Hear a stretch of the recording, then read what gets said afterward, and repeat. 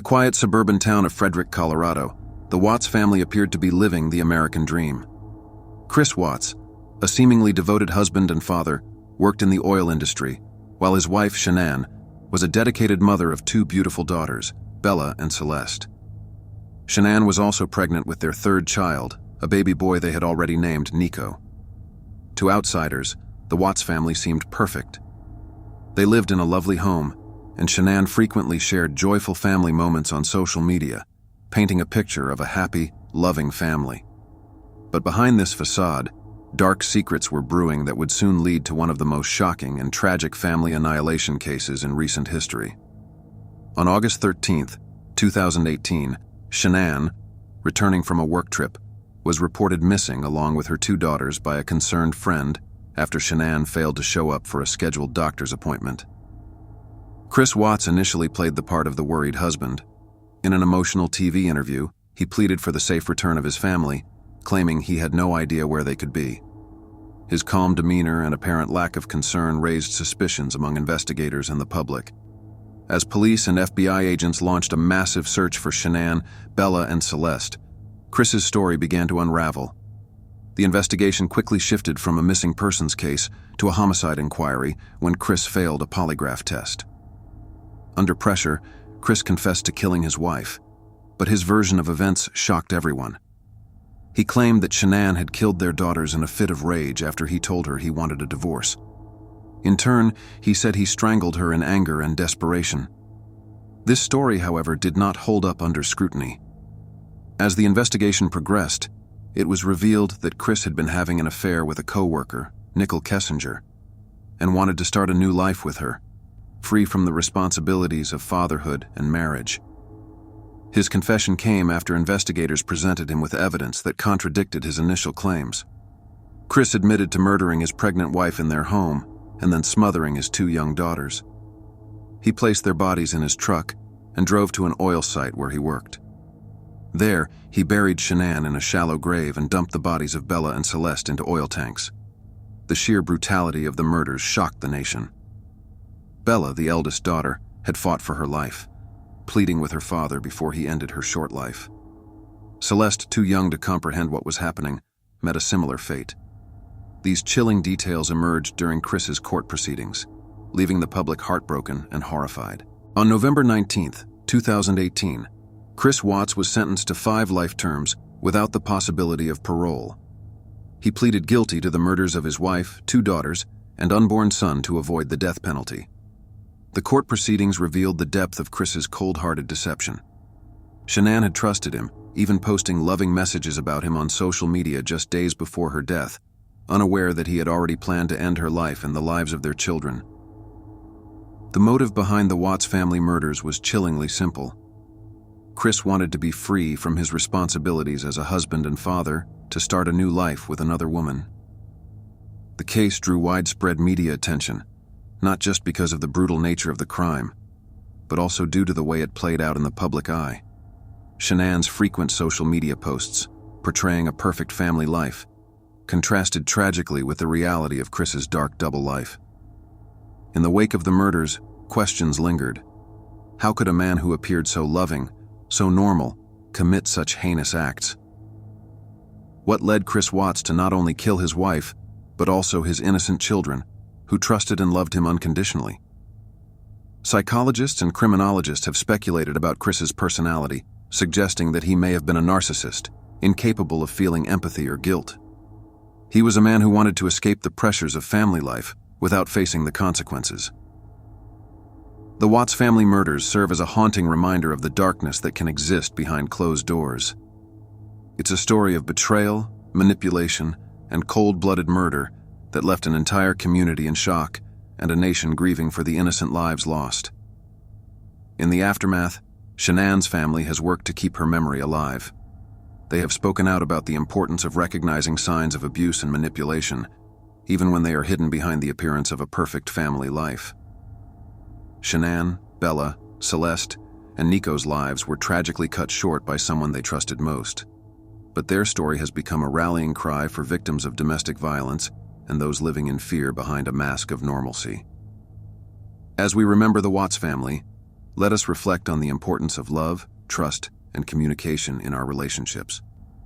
And may the tragic loss of Shanann, Bella, Celeste, and Nico remind us that even in the darkest moments, we must seek help before it's too late. In the summer of 1969, America was rocked by a series of brutal murders orchestrated by one of the most infamous cult leaders in history, Charles Manson. At the center of the chaos was a group known as the Manson Family, a ragtag collection of young people who had fallen under Manson's spell, believing him to be a prophet. The Manson Family murders would become one of the most shocking events of the 20th century, shaking the nation to its core and forever staining the idyllic image of the 1960s counterculture. Charles Manson was a man with a deeply troubled past. A career criminal, he spent much of his life in and out of prison before emerging in the late 1960s as the leader of a cult. Manson preached a twisted philosophy influenced by apocalyptic visions, racial tensions, and his obsession with the Beatles' White Album, which he believed contained hidden messages meant specifically for him. Manson convinced his followers that they were destined to help ignite a race war that he called helter-skelter, and that through their actions, they would bring about the end of the world. The Manson family, a group of disillusioned, mostly young women, followed him with blind loyalty. Living communally at Spahn Ranch in the California desert, they were cut off from the outside world, immersed in Manson's warped ideology. They were willing to do anything to please their leader, even kill. The most notorious of the Manson family's crimes began on the night of August 8, 1969. Manson instructed his followers to go to 10050 Cielo Drive, a luxurious home in the hills of Los Angeles, and kill everyone inside. The house was occupied by actress Sharon Tate, the wife of director Roman Polanski, who was 8 months pregnant at the time. Also present were her friends, Abigail Folger, the heiress to the Folger coffee fortune, Wojciech Frykowski, a writer, and Jay Sebring, a celebrity hairstylist. Manson did not personally participate in the murders, but sent 4 of his followers, Tex Watson, Susan Atkins, Patricia Krenwinkel, and Linda Kasabian, to carry out his horrifying orders. Under cover of darkness, they broke into the home, attacking and savagely murdering everyone inside. Sharon Tate was stabbed to death, pleading for the life of her unborn baby. The scene was a bloodbath, with the word pig scrawled on the door in Tate's blood. The following night, on August 9, 1969, Manson's bloodlust continued. He and his followers targeted the home of Leno and Rosemary LaBianca, a wealthy couple in Los Angeles. Manson tied the couple up and then left, instructing his followers to kill them. The LaBiancas were brutally stabbed to death, and like the Tate murders, the crime scene was marked with disturbing messages written in blood, including the words, "Death to pigs," and "Rise." The brutality of the murders sent shockwaves across America. The randomness and ferocity of the attacks terrified the public, who feared that anyone could be the next target of this senseless violence. The investigation into the murders quickly gained traction, and by the end of 1969, Charles Manson and several of his followers were arrested and charged with the killings. The trial that followed became one of the most sensational in American history. Manson, with his wild eyes and swastika carved into his forehead, captivated the media. During the trial, Manson's delusional belief in helter-skelter was revealed in shocking detail. Prosecutors argued that Manson wanted to incite a race war by framing African Americans for the murders, believing that he and his followers would eventually rise to power once the chaos began. It was a chilling look into the mind of a man whose charisma and manipulation had turned a group of impressionable young people into cold-blooded killers. On January 25, 1971, Charles Manson and 4 of his followers were convicted of the murders and sentenced to death. However, the death sentences were later commuted to life imprisonment after California temporarily abolished the death penalty in 1972.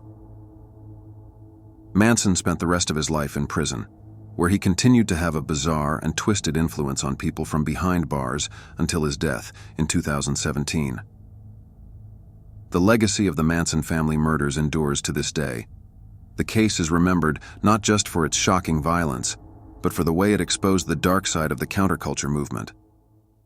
Charles Manson, once a small-time criminal, had managed to infiltrate a generation of young people seeking meaning and freedom, manipulating them into committing unspeakable atrocities.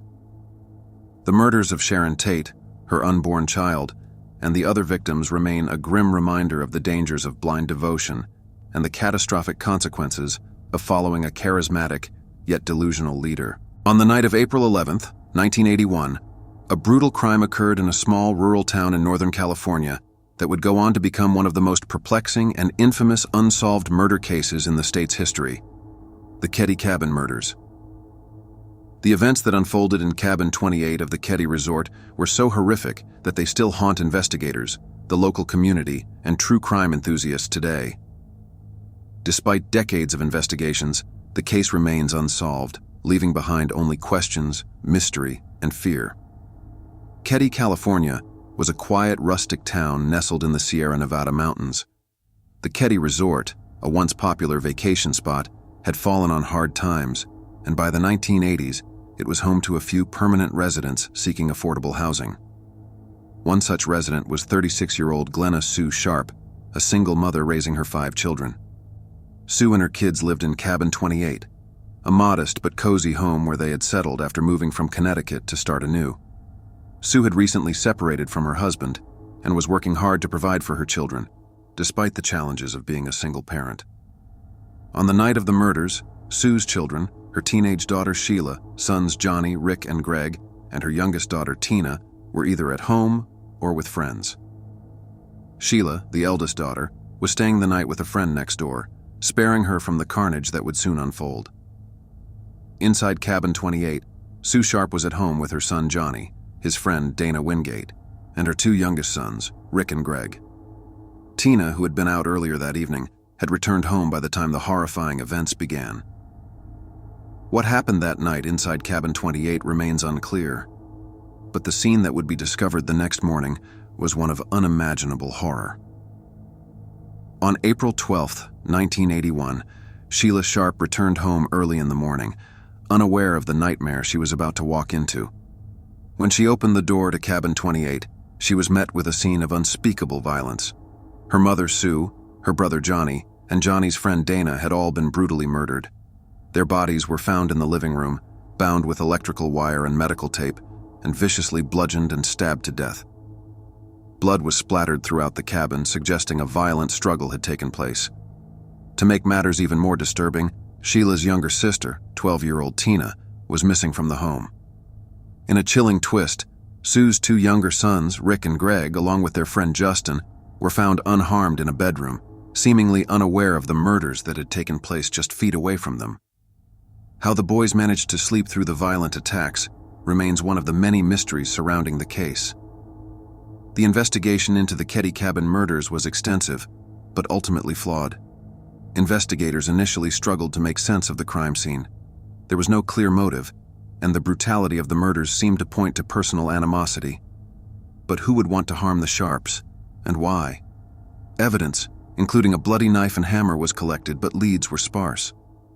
Witnesses reported seeing strange cars in the area that night, and there were rumors of drug-related activity in the region, but nothing concrete ever emerged. As the investigation unfolded, it became clear that the Keddie murders were more than just a random act of violence. Some theories suggested that the murders were connected to Sue's estranged husband, or that they were the result of a drug deal gone wrong. Others speculated that the crime was committed by someone Sue or her children knew, as the level of brutality seemed deeply personal. For years, the disappearance of Tina Sharp added another layer of mystery to the case. Where was she, and why had she been taken? Tragically, in 1984, her skeletal remains were discovered nearly 50 miles away from Keddie in a remote area. The discovery only deepened the enigma, as investigators were left wondering why Tina had been taken and how she had ended up so far from the crime scene. Despite several suspects and many theories, no one was ever charged in connection with the Keddie Cabin murders. Over the years, investigators revisited the case multiple times, but each time they were met with more dead ends. A botched initial investigation, potential contamination of evidence, and missed opportunities to question key suspects have all been blamed for the lack of resolution in the case. One of the most prominent suspects was Martin Smart, a local man who had been staying nearby at the Keddie Resort on the night of the murders.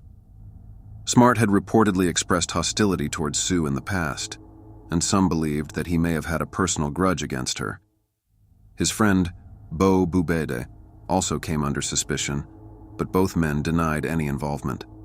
In later years, it was revealed that Smart had confessed to the murders to a therapist, but no charges were ever brought against him or anyone else. As the years have passed, new evidence and forensic techniques have reignited hope that the Keddie Cabin murders might one day be solved. In 2016, DNA evidence found at the scene was re-examined, but it has yet to lead to any significant breakthroughs. The case continues to be one of California's most haunting unsolved mysteries, a tragic reminder of the brutal violence that can shatter the peace of even the quietest communities. The Keddie Cabin murders have left a lasting scar on the small town of Keddie and the families of the victims. Sue Sharp, Johnny Sharp, Dana Wingate, and Tina Sharp were all taken far too soon, and their loved ones continue to seek justice and answers. While the case remains unsolved, the memory of that fateful night in Cabin 28 lives on, a chilling reminder of the darkness that can lurk beneath the surface of everyday life.